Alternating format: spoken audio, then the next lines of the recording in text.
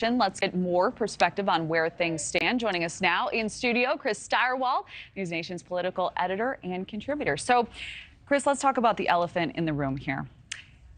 Pence doesn't have a lot of fiery support behind his campaign. He doesn't have a base that is rallied behind him in a strong way. Do you think being an alternative in this election is going to be enough? You could say, arguably, that's how Joe Biden won. Well, certainly flight to safety is a real thing. And when voters become concerned, they do take that flight to safety. But two things I would say. Number one, Mike Pence does have an enthusiastic core of supporters among committed, serious evangelical Christians. And that counts for a lot in Iowa. That's no small thing in Iowa, where you remember you're caucusing, not voting. You need people who will go out and give up their evening to go stand in a volunteer fire department for a couple of hours with a bunch of strangers. So that helps. Number two, I think what Congressman Hensarling said there belies the challenge for Mike Pence.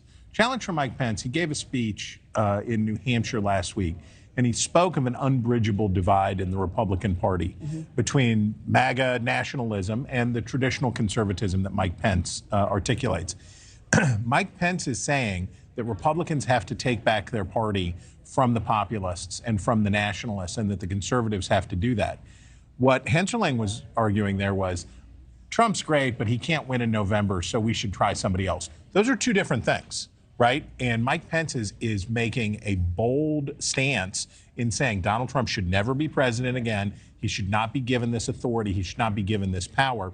And that's a tough one for voters to accept. But, and this is the hinge on which Mike Pence's candidacy will turn.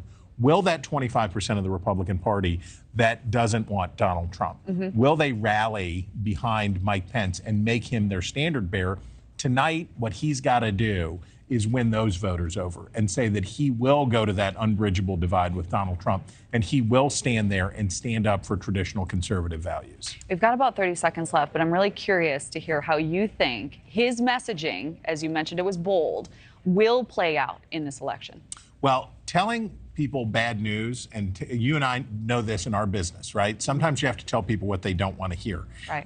Finding a way to do that and still have them like you, as you do, is hard. And that's what Mike Pence has to figure out. How does he carry a difficult message to his party, which is that he believes Donald Trump is should never be president again, is categorically unfit to be president, and then make the pivot to a more optimistic message? That's very hard to do, and he'll have a primo opportunity to try it with Iowa voters here tonight. All right, we will see how he does. Chris Stirewalt, thank you so much for joining us. We always appreciate it. You bet.